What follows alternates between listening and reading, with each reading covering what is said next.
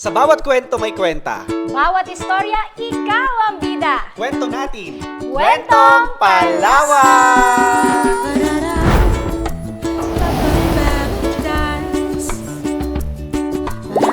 Hi mga kakwentuhan! Nasa Kabanata 14 na tayo. Welcome po sa ating 14th episode brought to you by the Provincial Government of Palawan headed by none other than Governor Dennis M. Socrates. Hey! Hi, Chin! At sa Hi, lahat po ng ating partner! mga kakwentuhan, nako, Agosto naman. At syempre, we are all excited. Kapag August, marami tayong mga celebration. At ngayong sa episode natin, pupuntahan natin ang dalawa sa pinakamasayang celebration na may festival dito sa Palawan. At syempre, sa Kuyo, may purungitan. At Yes. sa Coron, may kasadyaan. Oo, Huwag na natin double patatagalin pa, celebration! no? Huwag na natin patatagalin pa. At papakilala na natin ang ating special guest for this episode. Naku, sobrang lakwachero to kung saan-saan to Oo nga. pupunta para i-promote yung ating mga magagandang destination sa Tourism Office. Walang iba, kundi ang ating guest for this episode, Sir Arnold Valdez, ang ating Supervising Tourism Operations Officer po ng Provincial Tourism Office. Hi, Sir A. Hello! Hi, Sai! Hi, Jenny! Mayad nga daw, mga kakwentuhan. So, matamang salamat sa pag-imbita ka na ko sa atong sa episode nga dyan. No? So, Wow, legit na ko yun Pure. nun. Pure ko yun Pure na pure ko yun nun. Pero Yan. mestizom ko yun nun. Yan.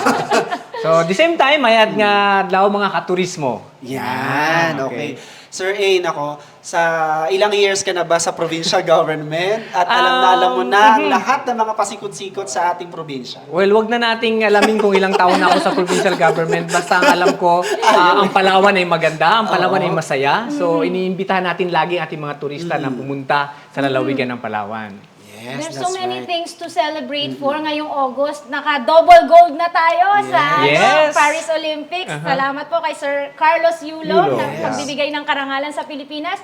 And syempre, may double celebration din ngayong August. Ano ba yun, sir? Yeah, okay. Wait lang, ano nga? Dito meron sa tayong Palawan, pa-props, di ba? Meron tayong okay. pa-props. Ayan, dahil may okay. double Kasi- celebration ngayon. Oo, dito celebration ito. Alam niyo mga kakwentuhan, ang buwan ng August or Agosto, no, ay isang napaka-importanting selebrasyon para sa mga Palawenyo dahil dito ay pinagdiriwang natin ang Purungitan Festival sa Bayan ng Puyo. And at the same time, sabay na sabay po yan sa Bayan ng Corona, pinagdiriwang din nila ang Kasadyaan Festival. So ito normally religious celebration siya, no? Yes. Kasi honoring patron saint San Agustin. Agustin. Yeah, Sir, oo. sir, ipag-usapan muna natin yung Kuyo, no? Mapakuntitanay sa Kuyo. Sige. Ayan. So, mayroon silang Purungitan Festival. So, saan ba galing ang Purungitan? Ano ba Bakit ang Purungitan? nag-come up sa Purungitan? Ipaliwanag, Sige. ikwento natin sa kanila. So, ang Purungitan Festival ay talagang sa Kuyo lang ipinagdiriwang. So, meaning ang Purungitan ay paglalagay ng dumi, no? To smear dirt, no? Sa mukha natin. Dahil nga po, ito ay ang selebrasyon sa pagkatao ni Saint Agustin. Dahil si Saint Agustin, sa kalaman po ng lahat, dati ay isang sinner na na-convert into a saint. So, pag ikaw ay tumanggap ng ganung klase ng pagpapahid ng dumi, meaning tinatanggap mo ang iyong pagkatao na naging madumi dati at ikaw magiging malinis, no? So, yan. Maganda ng meaning. Very symbolic pala yun, no? Yung paglalagay ng dumi. It's actually an act of humility rin, no? Masasabi. Yes. Kasi we are all sinners. That's And so, right. yun ang ating, sinisimbolo niya yung pagiging sinner na. And we are cleansed by the Lord. Yeah, Yes, and at the same time, pinagdiriwang ng mga Kuyo noon sa Kuyo at sa buong lalawigan actually ng Palawan kasi Yes. dito sa Puerto meron ding pista ng Kuyo noon. That's right. So yung time na to, pinagdiriwang yung tradisyon, kultura ng pagiging Kuyo noon. No? So nandun, nagsisilibra tayo ng sumasayo kami sa kalsada, nagpupurungitan talaga. Pinapahid. Oo. At alam nyo ba, nakakatuwa kasi lahat ng tao halos sa Kuyo lumalabas ng bahay pagdating sa Grand Parade upang maglalagay ng mga pungit. They are very participative. Yan ang kagandahan sa mga Kuyo nun talaga. Walang mayaman, walang mahirap. All Yes. out yung support. At Oo. saka, Sir Arnold, Kuyo, is considered as talagang oldest town. Yes, Kasi yes. di ba, Sa way Palawan. back 400 Yeah. years ago, ito yung unang pinuntahan ng ating mga Espanyol, no? Mga Espanyol, para sakupin, Oo. para ipalaganap ang Kristyanismo. Yeah, oo. So, gaano ito kahalaga? Itong mga katulad niyan, sabi natin, napakalalim ng selebrasyon ng ating mga kapatid na Kuyo noon dyan sa Banway ang Kuyo. Gaano ito kahalaga sa kanila? Yeah, alam nyo, ako yung napakaswerte nung 2 years ago, no? So, nasaksihan ko ang pagdiriwang ng 400 years of Christianity sa lalawigan ng Palawan, no? So, nung time na yun, parang bumalik kami sa time nang dumating ang mga Espanyol upang ipalaganap ang Kristyanismo sa lalawigan ng Palawan. So, napaka-importante yan kasi ito yung parang naging ano natin naging simulan ng ating pananampalataya, no? So naging matatag tayo, naging resilient tayo sa lahat ng bagay dahil nga sa paniniwala natin sa tulong ni Patron Saint Agustin. Oo, nako. At saka yung ang gaganda rin kasi ng mga kanta, 'di ba? Yung mga Yeah. songs nila, Yeah. yung mga sayaw nila, yung ati-ati, and even yung headdress na sinusuot na. Although hindi siya masyadong talagang tulad, pero talagang gayang-gaya. Pero sabi nga natin, yung Ati-Atiin Kuyo o yung Purungutan Festival, nanggaling ito, no, particularly sa Aklan, Yeah. Sinulog, may mga katulad tayo na celebration, no. Ati-atihan, yeah. So, ang ganda lang kasi So ang sa atin kasi nagkaroon tayo ng identity kasi usually ang sa yun nga nabanggit ko kanina na pag ikaw inilagyan ng dumi sa katawan o sa mukha, yung parang ang laking yung parang nagiging ano ka alam ba yung nakikleanse ka. Nakikleanse ka, tinanggap mo yung sinfulness That's mo, right. nakikleanse ka. Yung ganun. So yun ang pagkakaiba May natin. acknowledgement Yeah. talaga. Sa ibang festival na meron sa Palawan o sa Kuyo talaga. Oo, nakakatuwa rin kasi ang daming pwedeng pasyalan sa Kuyo, 'di ba? At saka yung ipaliwanag din natin sa kanila, Sir A, 'di ba? Ang Kuyo Island siya, pero merong May dalawang munisipyo. Pero originally talaga siya isang isla Isang na isla. ang Kuyo lang ang nakapangalan doon. So dahil nga lumaki na yung yung populasyon, lumaki na yung business nila, no. So nag-decide na rin yung pamahalaan na hatiin ito into 2 municipalities. Yan ay yung bayan ng Magsaysay, yan na at ang bayan ng Kuyo. Oo, yun pala yun. Oo. And Tsaka then, masarap sir, yung lato ng Kuyo. Oo, maiba ang lato ng Kuyo. Hinahanap-hanap yan. Yeah. Wait lang. Ang lato ng Kuyo ay makikita sa bayan ng Magsaysay. Oh. Yun naman. Yan. Oo. Dati kasi latong Legit kuyo. kasi talaga Yeah. taga-Kuyo to si So, sir. pag dati kasi latong kuyo kasi hindi pa nahati. So, ngayon, siguro, yun, latong Magsaysay na. Okay. Para naman Now may we identity. know. May identity yung bayan ng Magsaysay. At saka marami pati yung pagkain, 'di ba? Pagkain, yung mga kanta nila, 'di ba? Ako bias ako sa sayaw kasi syempre ang performer, no? Nakikita natin kung paano nila talaga hanggang sa ngayon yung practices ay patuloy na ginagawa ng mga kabataan nila. Oo nga, naipapasa from one generation to another through the festival nga na Purungitan. And That's right. ano pala, no, yung oldest church here in Palawan, sa Kuyo din matatagpuan. Yung Isa sa ating mga oldest churches kasi marami tayong mga San matatandang Agustin. matatandang mga Okay. church. Meron sa Taytay, meron sa Kuyo, meron sa Agutaya. So, ganon. So, para kasi may nabasa po ako, sir, na yun nga, it's considered as the oldest church, yung San Agustin San Church, Agustin Church. here in Palawan. Pero, hindi pa, debatable pa rin po pala yun. Yeah, oo. Oo. Okay. So, we're done sa ating first na pinag-uusapan, Purungitan. kinakwento natin sa kanila yung bayan ng Kuyo, yung Purungitan Festival. Biyahe tayo papuntang Norte. Coron. Yeah. Oo. Coron naman. So, sa Coron naman tayo, naku, isa rin to sa talagang first class municipality, isa rin sa mga promising na destination na pwedeng puntahan, bisitahin ng ating mga kakwentuhan. Ano bang meron sa Coron? Partner Ikaw, Chi. Chini, ano yung pagkakaalam mo? Uy, Ako na tuloy pumunta naging tayo. host, di ba?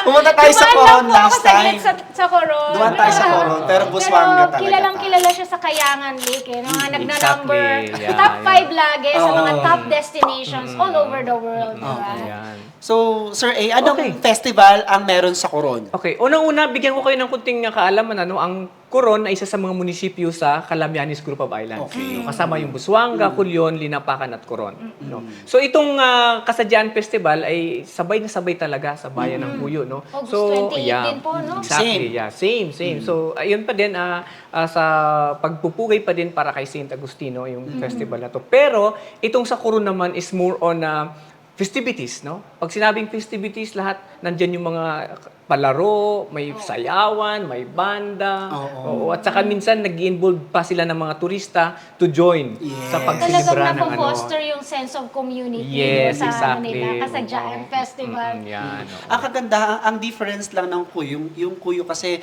talagang culturally inclined ang lahat ng ganap. Pero sa Coron, medyo modernized medyo modernized na. na, oo. Medyo, kasi medyo na-adapt na nila yung culture, yung style ng medyo makabagong panahon. Yeah. Yun ang kagandahan. No? Tsaka economically speaking, medyo talagang pausbong yung Coron eh. Pero mayroon pa ding mga pagdiriwang na sinasantabi yung ibang yung hindi natin tradisyon. So paging kuyunin pa din ang atawag dito ang pinapakita sa pagdiriwang ng Kasadyaan Festival. Ano Pero ba ang generally- ibig sabihin, sir, ng Kasadyaan? Oo. Yeah, ang Kasadyaan is Oo. kuyunon term din mismo na ibig sabihin masaya.